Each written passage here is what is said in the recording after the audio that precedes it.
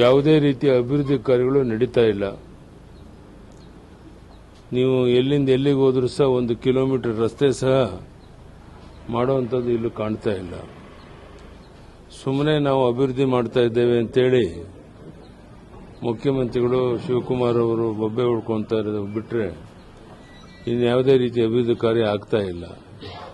ಇದೆಲ್ಲದರ ವಿರುದ್ಧ ಬೀದಿಗಿಳಿದು ಹೋರಾಟ ಮಾಡುವಂಥದ್ದು ಅನಿವಾರ್ಯ ಆಗಿದೆ. ಈ ದಿಕ್ಕಿನಲ್ಲಿ ಈಗಾಗಲೇ ವಿಜಯೇಂದ್ರ ಅವರು ರಾಜ್ಯದ ಅಧ್ಯಕ್ಷರು ಎಲ್ಲ ಕಡೆ ಓಡಾಟ ಮಾಡ್ತಾ ಇದ್ದಾರೆ. ನಾನು ಸಹ ಮುಂದಿನ ವಾರದಿಂದ ರಾಜ್ಯದಲ್ಲಿ ಪ್ರವಾಸ ಮಾಡಿ ಈ ಭ್ರಷ್ಟ ಬೇಜವಾಬ್ದಾರಿ ಅಭಿವೃದ್ಧಿ ಕಾರ್ಯ ಬಗ್ಗೆ ನಿರ್ಲಕ್ಷ್ಯ ಮಾಡ್ತಿರುವಂತಹ ಈ ಸರ್ಕಾರವನ್ನು ಕಿತ್ತೊಗಿಬೇಕು ಅಂತ ನಾನು ಸಹ ಪ್ರವಾಸ ಮಾಡಬೇಕು ಅಂತ ತೀರ್ಮಾನ ಮಾಡಿದ್ದೇನೆ. ಇದಕ್ಕೆ ತಕ್ಕ ಪಾಠವನ್ನು ಜನ ಕಲಿಸ್ತಾರೆ ಅನ್ನೋ ವಿಶ್ವಾಸ ನನಗಿದೆ.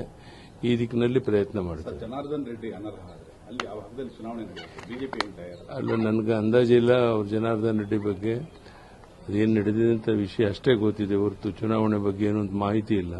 ತಿಳ್ಕೊಂಡು ಮಾತಾಡ್ತಾರೆ. ಸರ್, ಈಗ ಪಾಕಿಸ್ತಾನದ ವಿರುದ್ಧದ ಏನು ತೀರ್ಮಾನ ಆಯಿತು ಕದನ ವಿರಾಮ, ಅದು ಕೇಂದ್ರ ಸರ್ಕಾರ ಅಮೆರಿಕದ ಒತ್ತಡಕ್ಕೆ ಮಣಿದಿದೆ ಅಂತ ಹೇಳ್ಬಿಟ್ಟು ಒಂದು ಕೇಳಿದ್ರೆ ಅದರಲ್ಲೇನು ಅರ್ಥ ಇಲ್ಲ ರೀ. ನಮ್ಮ ಹೋರಾಟಕ್ಕೆ ಸಿಕ್ಕಂತ ಯಶಸ್ಸು, ನಮ್ಮ ಹೋರಾಟದ ಪ್ರತಿಫಲ ಪಾಕಿಸ್ತಾನಕ್ಕೆ ತಕ್ಕ ಪಾಠವನ್ನು ಕಲಿಸಿ ಅವರ ಮೂಲೆ ಗುಂಪು ಮಾಡಿದ್ದೇವೆ. ಇದು ದೊಡ್ಡ ಪ್ರಧಾನಿ ನರೇಂದ್ರ ಮೋದಿಯವರ ಯಶಸ್ಸು. ಅದನ್ನು ಸಹಿಸಕ್ಕಾಗದೇನೆ ಯಾರೋ ಏನೇ ಮಾತಾಡೋದು ಅದಕ್ಕೆ ಅರ್ಥ ಇಲ್ಲ. ನಿಜಕ್ಕೂ ಸಹ ದೊಡ್ಡ ಸಾಧನೆಯನ್ನ ನರೇಂದ್ರ ಮೋದಿಯವರು ಮಾಡಿ ಪಾಕಿಸ್ತಾನಕ್ಕೆ ತಕ್ಕ ಪಾಠವನ್ನು ಕಲಿಸಿದ್ದಾರೆ. ಅದಕ್ಕಾಗಿ ನಮ್ಮ ಪ್ರಧಾನಿ ನರೇಂದ್ರ ಮೋದಿಯವರಿಗೆ ಅಭಿನಂದನೆಯನ್ನು ಸಲ್ಲಿಸ್ತಾರೆ. ರಾಜ್ಯ ಸರ್ಕಾರ 2 ವರ್ಷಗಳ ಸಂಭ್ರಮಾಚರಣೆಯಲ್ಲಿ ತೊಡಗಿದೆ. ಅದೇನಾದರೂ ಮಾಡಿಕೊಳ್ಳಿ, ನಾವು ಅದಕ್ಕೆ ಸಂಬಂಧ ಇಲ್ಲ.